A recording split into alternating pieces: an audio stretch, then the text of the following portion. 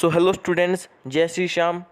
तो last video में हमने हमारे जो सेकंड चैप्टर नंबर सेकंड है उसका लेक्चर नंबर 1 कवर किया था। उसके अंदर हमने देखा था कि बिज़नेस ऑर्गेनाइजेशन कितनी तरह की होती है, और उसमें हमने पहले first type of business organisation जो कि होती है सोल प्रोप्राइटरशिप वो पढ़ा था, और उसका इंट्रोडक्शन पढ़ा था, उसके कैरेक्टरिस्टिक्स पढ़े थे, और फिर हमने पढ़ा था एडवांटेजेस ऑफ सोल प्रोप्राइटरशिप। तो आज हम पढ़ेंगे लिमिटेशंस ऑफ सोल ट्रेड, जो कि हमारा आज का पहला टॉपिक है। लिमिटेशन मतलब डिसएडवांटेजेस, डीमेरिट्स, मतलब क्या क्या उसके नुकसान हैं। तो first point, less capital. In other form of business like partnership, company etcetera, there is numbers of members of owners or partners who can arrange more capital from sole proprietorship. तो जैसा कि आपको पता है कि सोल प्रोप्राइटरशिप में कितने आदमी होते हैं, कि सिर्फ एक होता है, सिंगल ओनर होता है। और पार्टनरशिप और जो कंपनी होती है, तो पार्टनरशिप में मैक्सिमम नंबर ऑफ पार्टनर कितने होते हैं, 50, और उसको हम बढ़ा के 100 तक कर सकते हैं, जो कि कंपनीज एक्ट 2013 में बताया गया है। तो अब आप समझिए, और कंपनी में तो कोई लिमिट ही नहीं होती मेंबर्स की। तो आप समझिए कि एक पार्टनरशिप, वो सोल प्रोप्राइटरशिप है, उसमें सिंगल ओनर है, वो कितनी कैपिटल जमा कर सकता है, लेस कैपिटल जमा कर सकता है। लेकिन वहीं अगर मान लीजिए अगर एक पार्टनरशिप है, पार्टनरशिप में मिनिमम मेंबर चाहिए होते हैं 2, क्योंकि अकेला आदमी किससे पार्टनरशिप करेगा, कम से कम 2 आदमी होंगे तभी वो पार्टनरशिप कर सकते हैं ना। तो 2 आदमी, तो पार्टनरशिप में 2 से लेकर 50 तक कितने भी पार्टनर हो सकते हैं। तो आप समझिए कि एक आदमी इस प्रोप्राइटरशिप में एक आदमी कितने पैसे इकट्ठे कर सकता है, ज़्यादा से ज़्यादा कितने कर सकता है। वैसे उसकी कोई लिमिट नहीं है, लेकिन बाकी अगर वो पार्टनरशिप के कंपैरिजन में तो कम ही करेगा ना, क्योंकि एक आदमी अगर जितने पैसे इकट्ठे करेगा और हम कंपेयर करें उसको पार्टनरशिप से, तो पार्टनरशिप में ज़्यादा मेंबर होंगे तो वो ज़्यादा पैसे इकट्ठे कर सकते हैं। वैसे ही कंपनी में उससे ज़्यादा मेंबर होते हैं तो वो और ज़्यादा पैसे इकट्ठे कर सकते हैं। तो इसका डिसएडवांटेज क्या है प्रोप्राइटरशिप का, कि इसमें लेस कैपिटल होती है, मतलब सिंगल ओनर है तो कम कैपिटल इकट्ठी कर सकता है कंपैरिजन टू पार्टनरशिप और कंपनी।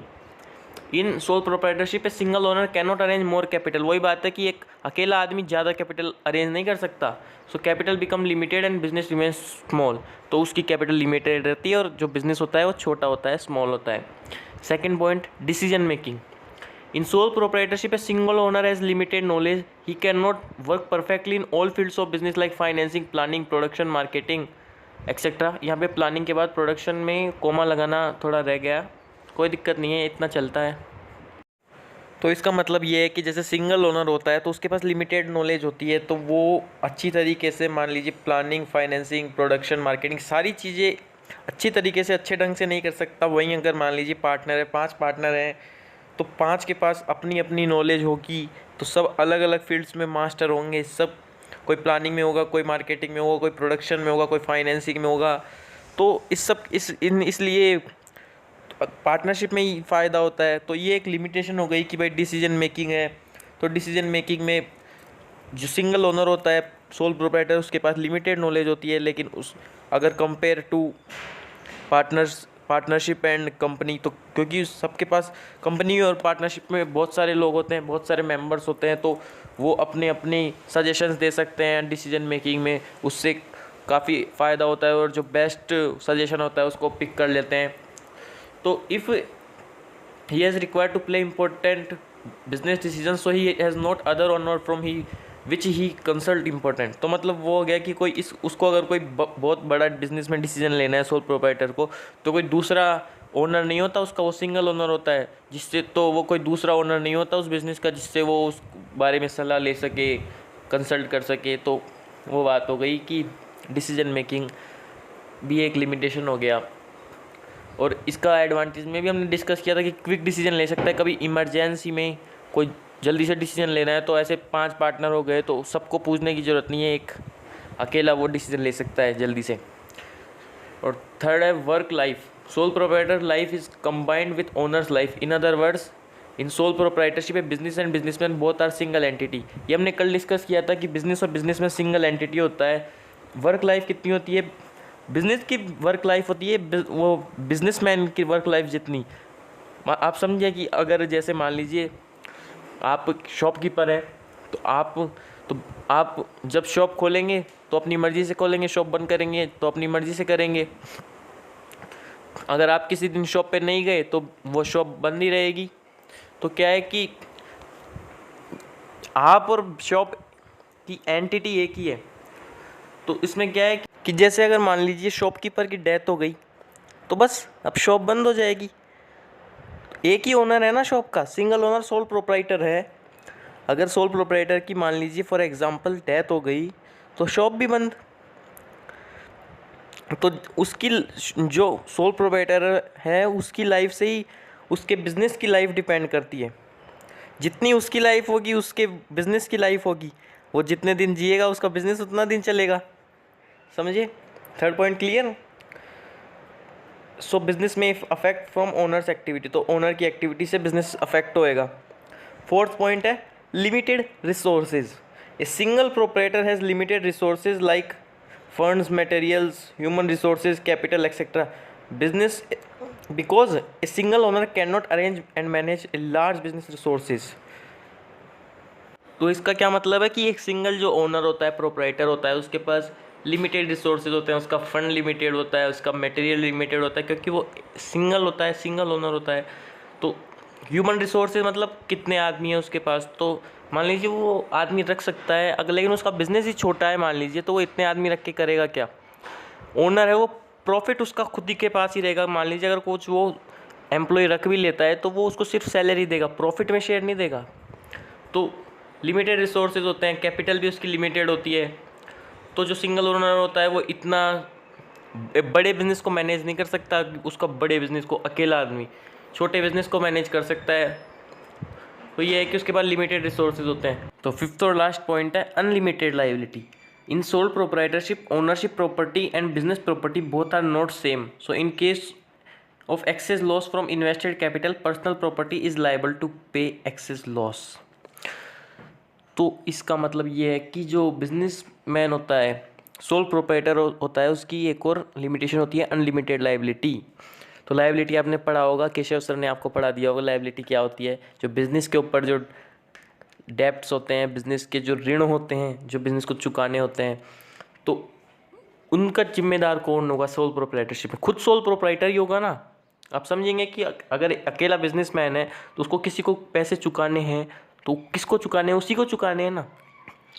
इजी लैंग्वेज में समझें तो इसमें क्या है कि उसकी अनलिमिटेड लायबिलिटी होती है। अगर उसका ज़्यादा ऋण हो गया तो उसको चुकाना पड़ेगा, और अगर उससे के बिजनेस से वो नहीं चुका तो कल को उसको अपना घर भी बेचना पड़ सकता है, घर का कोई भी सामान बेचना पड़ सकता है, उसका खुद के गहने बेचने पड़ सकते हैं। आपने सुना ही होगा, ऐसा टीवी में देखा होगा काफ़ी मूवीज़ में। मान लीजिए अगर बिजनेस का को लॉस हो जाता है तो उसके पर्सनल असेट रिस्क पे आ जाते हैं। उसके बिजनेस से अगर वो लॉस नहीं कवर हुआ तो फिर उसको खुद के घर के भी पर्सनल असेट्स रिस्क पे ला सकता है, लाना पड़ता ही है अगर उसको लायबिलिटी चुकानी है तो ये है, इसकी कुछ लिमिटेशंस थी। बढ़ते हैं हमारे नेक्स्ट टॉपिक की तरफ, जो है HUF, Hindu undivided family business. तो ये हमारे जो बिजनेस ऑर्गेनाइजेशन है उसका सेकंड टाइप है। फर्स्ट टाइप क्या था, सोल प्रोप्राइटरशिप। अब सेकंड क्या है, हिंदू अनडिवाइडेड फैमिली बिजनेस। तो joint Hindu undivided family is a family business. It is non corporated business which is run by family members of HUF। In business property is transferred from father and grandfather. तो इसमें क्या होता है कि ये एक family business होता है। तो इसमें मेंबरशिप कैसे लेनी पड़ती है, इसमें मेंबरशिप सिर्फ बर्थ से ली जा सकती है। अगर आपको उस परिवार में जन्म होगा तभी आप उस बिज़नेस के हिस्सा बन सकते हैं। ये ग्रैंडफादर से फादर और फादर से सन पर आती है। इसमें बिज़नेस में एंट्री यानी कि एडमिशन लेने के लिए इसमें उस फैमिली में बर्थ लेना पड़ेगा आपको। Second point, Hindu undivided family business is operated by Elder member of the family like father और ग्रैंडफादर। तो क्या है कि उस बिज़नेस को, फैमिली बिजनेस को जो रन करता है वो सबसे बड़ा मेंबर होता है परिवार का, वो करता है, चाहे वो फादर हो या वो आपके ग्रैंडफादर हो। तो operator of business is known as karta. ये बात याद रखना, ये नाम याद रखना कि उस बिज़नेस का जो ऑपरेट कौन करता है, कि घर का सबसे बड़ा मेंबर करता है, और उसको बोला क्या जाता है, karta. All decision making powers are in hand of karta. Female members is not included in business members of HUF. Membership in HUF can take by birth. Minor is also a member of HUF. तो इसमें आगे क्या होता है कि जो सारे decision लेने की पावर किसके पास होती है, कर्ता के पास ही होती है, वही सारे डिसीजन लेता है फैमिली बिजनेस में। और फीमेल्स को इंक्लूड नहीं किया जाता HUF में, और फीमेल मेंबर को कर्ता नहीं बनाया जा सकता HUF में। 2016 तक नहीं बनाया जा सकता था, लेकिन उसके बाद एक केस आया, लेकिन हम इतना डिटेल डिस्कशन नहीं करेंगे, आपके इतना बड़ा नहीं आएगा। और membership in HUF can take by birth, तो मैंने आपको ये स्टार्टिंग में बता दिया था कि अगर उस फैमिली बिजनेस में आपको मेंबरशिप लेनी है तो आपको उस परिवार में जन्म लेना पड़ेगा। जैसे ही आप जन्म लेंगे उसमें आप मेंबर बन जाएंगे। Minor is also a member, तो माइनर भी उसमें मेंबर माना जाता है। जैसे आप अगर आगे पार्टनरशिप में पढ़ेंगे कि माइनर पार्टनर नहीं बन सकता, माइनर कोई भी कॉन्ट्रैक्ट नहीं कर सकता, क्योंकि माइनर क्या है, 18 साल से कम है। तो 18 साल से कम के जो होता है उससे पार्टनर नहीं बनाया जा सकता। लेकिन हिंदू अनडिवाइडेड फैमिली बिजनेस में माइनर भी मेंबर होता है, और जन्म लेते ही वो मेंबर बन जाता है उस परिवार में जन्म लेते ही। माइनर क्या होता है, a person who has not completed his 18 years of age, मतलब उसने 18 साल की उम्र पूरी नहीं की है, उसे माइनर बोलते हैं। ठीक है, ये पॉइंट क्लियर हुआ। चलते हैं next topic, characteristics of HUF। तो फर्स्ट कैरेक्टरिस्टिक है governed bye Hindu law. The business of joint Hindu family is control and manage under the specific Hindu law. तो जो HUF का जो बिजनेस होता है वो कौन सा लॉ कंट्रोल करता है, वो कंट्रोल करता है हिंदू लॉ। आपको ये बात याद रखनी है। जैसे पार्टनरशिप होता है, तो पार्टनरशिप को कौन सा लॉ गवर्न करता है, इंडियन पार्टनरशिप एक्ट 1932। कंपनी को कौन सा लॉ गवर्न करता है, द कंपनीज एक्ट 2013। तो वैसे ही हिंदू लॉ गवर्न करता है जॉइंट हिंदू फैमिली बिजनेस को। फिर सेकंड है management. All the business transactions of HUF is controlled and manage by single person who is called karta or manager. Karta is senior member of HUF, he is entitled to take decision with constitution of other members, only karta is entitled to deal outsiders. इसका क्या मतलब हुआ कि सारे जो business के transaction है वो कौन कंट्रोल करता है, कौन मैनेज करता है, उसका सिंगल जो कर्ता होता है वही मैनेज करता है। हाँ, लेकिन कर्ता जो, क्योंकि वो सीनियर होता है तो लास्ट जो डिसीजन होता है उसे ही लेना पड़ता है। लेकिन हाँ, वो फैमिली मेम्बर से सजेशन ले सकता है अपना डिसीजन लेने में। लेकिन जो आउटसाइड होते हैं फैमिली के बाहर के, जिनसे वो डील करता है, तो उससे कौन डील करेगा, कर्ता ही डील करेगा। तो ये हुआ मैनेजमेंट। अब थर्ड पॉइंट आता है मेंबरशिप बाय बर्थ। ये हम पॉइंट अब तक 2 बार पढ़ चुके हैं, मैंने आपको समझा दिया है, एक बार और पढ़ते हैं। The membership of the family can be acquired only by birth. As soon as male child is born in family he becomes a member. Membership requires no consent और एग्रीमेंट। तो हमने पहले भी डिस्कस किया था कि मेंबरशिप कैसे ली जा सकती है। इसमें मेंबरशिप ली जा सकती है सिर्फ आप उस फैमिली में, जो जॉइंट हिंदू फैमिली है उसके अंदर, अगर आप मेल मेंबर के रूप में जन्म लेते हैं, आपका बर्थ होता है, तभी आप उसके मेंबर बन सकते हैं। और मेंबरशिप लेने के लिए किसी की कोई एग्रीमेंट की ज़रूरत नहीं होती, ना किसी की कंसेंट की ज़रूरत होती, किसी की अनुमति की ज़रूरत नहीं होती, ना किसी के कोई एग्रीमेंट की ज़रूरत होती है कि एग्रीमेंट बनेगा तब आप उसमें मेंबर बनोगे। जैसे ही आप बर्थ लोगे आप मेंबर बन जाओगे। फोर्थ है liability. Expect the karta the liability of all members. यहाँ पे एक्सपेक्ट नहीं आएगा, एक्सेप्ट आएगा। Except the karta the liability of all members is limited to their shares in the business. The karta is not only liable to the extent of his share in the business but his separate property is equally attached and amount of debit can be recovered from his separate property. तो इसमें क्या है कि कर्ता को छोड़कर सारे जो जितने फैमिली मेम्बर हैं उनकी लाइबिलिटी सिर्फ लिमिटेड होगी, जितना उनका शेयर है उस हिसाब से उनकी लाइबिलिटी होगी। अगर बिजनेस में कोई लॉस हुआ तो उनकी पर्सनल असेट्स रिस्क पे नहीं आएगी, उनका जितना शेयर है उतना लॉस वो बियर करेंगे। लेकिन कर्ता की लाइबिलिटी अनलिमिटेड होती है, कर्ता की लाइबिलिटी लिमिटेड नहीं होती। इसमें लिख रहा है ना कि his separate properties equally attached, उसकी जो अलग प्रॉपर्टी है वो भी उसी के साथ अटैच्ड होती है। अगर जो बिज़नेस के डेट्स हैं वो उस जो लॉसेस हैं वो उसके जो शेयर है उससे कवर नहीं हुए तो फिर उसकी पर्सनल प्रॉपर्टी भी रिस्क पे आ सकती है। तो इसका क्या है कि कर्ता को छोड़ के सारे मेंबर्स की लायबिलिटी लिमिटेड होती है, लेकिन कर्ता की अनलिमिटेड होती है। Minor also has a partner in a partnership. Minor can not become partner though he may be admitted to benefits of partnership. Partnership में क्या होता है कि माइनर को हम पार्टनर नहीं बना सकते क्योंकि उसकी 18 साल की एज नहीं है, वो कॉन्ट्रैक्ट करने के लिए लायबल नहीं है। लेकिन माइनर को आप पार्टनरशिप के प्रॉफिट में ऐड कर सकते हो। मतलब आप पार्टनरशिप में आपके जो प्रॉफिट हो रहा है उसका आप शेयर माइनर को दे सकते हो, ये हम आगे डिस्कस करेंगे। लेकिन आप माइनर को पार्टनर नहीं बना सकते। लेकिन जो हिंदू अनडिवाइडेड फैमिली बिजनेस है उसमें माइनर पार्टनर होता है, यानी कि माइनर मेंबर होता है। समझे? जो लास्ट पॉइंट है 6th पॉइंट, डिसोल्यूशन। तो बंद कैसे होता है? अगर हमें इस बिज़नेस को बंद करना हो तो कैसे होता है?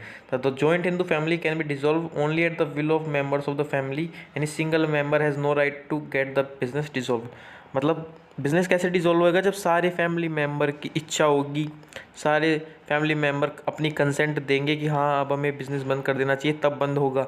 कोई अकेला सिंगल मेंबर नहीं कर आदेश दे सकता कि बिज़नेस बंद कर दो, उसकी अकेले की नहीं चलेगी। सारे मेंबर मिलकर अगर डिसाइड करेंगे, सब अपने अपने सजेशन देंगे, तब जाके बिज़नेस बंद होगा। तो सारे मेंबर की कंसेंट से, सारे मेंबर की विल से बिज़नेस बंद हो सकता है, किसी अकेले मेंबर की कंसेंट से बिज़नेस बंद नहीं हो सकता। तो ये भी हमारा टॉपिक ख़त्म हुआ।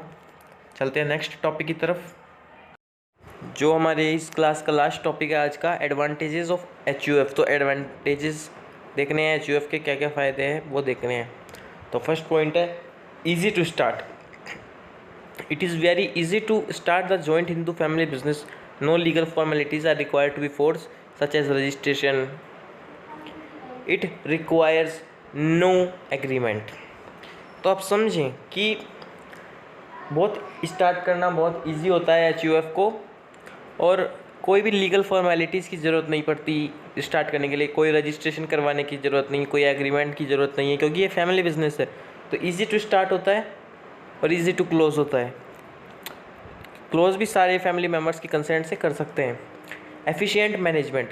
The management of Hindu undivided family business is centralised in the hands of कर्ता ऑफ द फैमिली। तो जो कर्ता होता है वही सारे बिजनेस को मैनेज करता है, फैमिली बिजनेस को। In this business karta takes all decisions and gets them implemented with the help of other members. No other member interferes in his management. तो इसका क्या मतलब है कि सारे जो डिसीजन होता है बिज़नेस के, सारे जितने भी डिसीजन होते हैं उन सबको कर्ता ही लेता है, और सारे जो मेंबर्स होते हैं फैमिली मेंबर्स उनकी हेल्प से उनको इम्प्लीमेंट कर देता है। मतलब सबका जो वर्क लोड होता है वो बटा हुआ होता है फैमिली बिजनेस में कि ये पर्सन ये काम करेगा, ये पर्सन ये काम करेगा। तो जो करता होता है वो डिसीजन लेता है और उसको इम्प्लीमेंट कौन करता है? उसकी फैमिली मेम्बर्स करते हैं। तो आगे बढ़ते हैं, और कोई भी उसके मैनेजमेंट में इंटरफेयर नहीं करता, क्योंकि कर्ता जो होता है वो सबसे जो बड़ा मेंबर होता है फैमिली का वो होता है।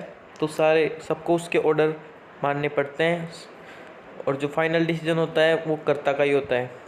Third point, secrecy. In joint in the family all the decisions are taken by karta himself. He is in position to keep all the affairs to himself and maintains perfect secrecy in all matters. तो जो सारे decision होते हैं, हम बार बार पढ़ रहे हैं कि वो कौन लेता है? कर्ता ही लेता है। और जितने भी अफेयर्स होते हैं और जो कोई भी सीक्रेट बात होती है बिज़नेस की, वो कर्ता अपने पास सीक्रेट रखता है, किसी को बताता नहीं है। तो इससे कोई भी बात लीक नहीं होती बिज़नेस की आउटसाइड में। तो ये बहुत अच्छा एक एडवांटेज है। फोर्थ पॉइंट है प्रॉम्प्ट डिसीजन। द कर्ता is the only person who exercise control and direction over the business. He may not consult anyone in taking decisions. This ensures prompt or quick decisions. Being the sole master, he takes prompt decisions and make advantage of the opportunity. तो इसका क्या मतलब हुआ कि कर्ता होता है जो जल्दी डिसीजन लेता है, क्विक डिसीजन लेता है। उसको कोई भी डिसीजन लेने के लिए, मान ली इमरजेंसी में कोई भी डिसीजन लेने के लिए किसी से पूछने की ज़रूरत नहीं पड़ती। अगर वो चाहे तो कंसल्ट कर सकता है, लेकिन कोई ज़रूरी नहीं है कि उसे कंसल्ट करे। तो इससे क्या है, बिज़नेस में क्विक डिसीजन लिए जा सकते हैं।